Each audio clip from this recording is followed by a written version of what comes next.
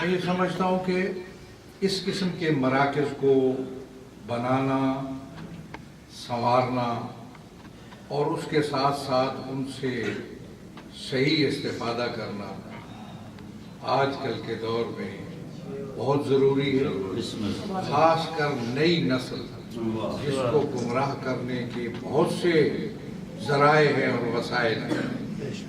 یہ جو جدید ٹیکنالوجی اور جدید جو آلات ہیں، یہ سب کے سب اس کے ذہن کو بگاڑنے کے لیے ہیں، اس کے ذہن کو خراب کرنے کے لیے ہیں۔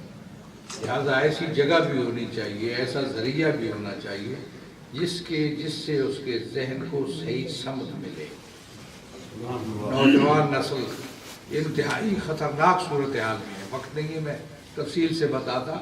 غیر اسلامی تہذیب کو، غیر اسلامی اخلاق کو، منفی عادتوں کو، منفی سوچ کو جوانوں پر مسلط کرنے کی کوشش کی جا رہی ہے۔ مسجد کا کام ہے، مسجد انسانیت کی تعمیر کرتی ہے، عبادت گاہ ہے، ہم عبادت کرتے ہیں، لیکن مسجد ذہن سازی کرتی ہے، انسانوں کو تعمیر کرتی ہے، ان کو زندگی گزارنے کا راستہ دکھاتی ہے۔ یعمر مساجد اللہ، وہ لوگ آباد کرتے ہیں مسجدوں کو جن کا اللہ پر اور یوم آخرت پر ایمان ہو۔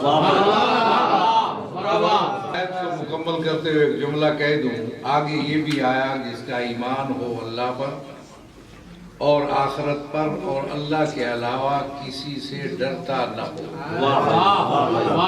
اللہ کے علاوہ کسی سے ڈرتا ہے، وہ کسی مسجد کا، کسی اللہ کے گھر کا متولی نہیں بن سکتا۔ اس آدمی کو بننا چاہیے متولی خانہ خدا کا جو اللہ کے علاوہ کسی سے ڈرنے والا، اگر کبھی اس کے سامنے اور کبھی اس کے سامنے جھکنے والا ہو تو اس کو متولی سے پیچھے ہٹ جانا چاہیے۔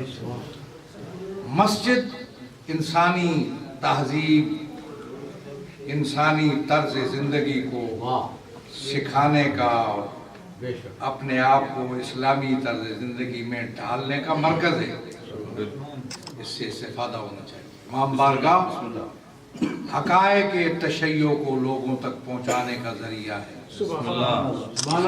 غلط استعمال نہ ہونے دیجیے۔ آج کل تشیع کے چہرے کو اور تشیع کے حقائق کو مسخ کرنے کی کوششیں کی جا رہی ہیں، وہ لوگ کر رہے ہیں جو تشیع کی الف بے سے بھی واقف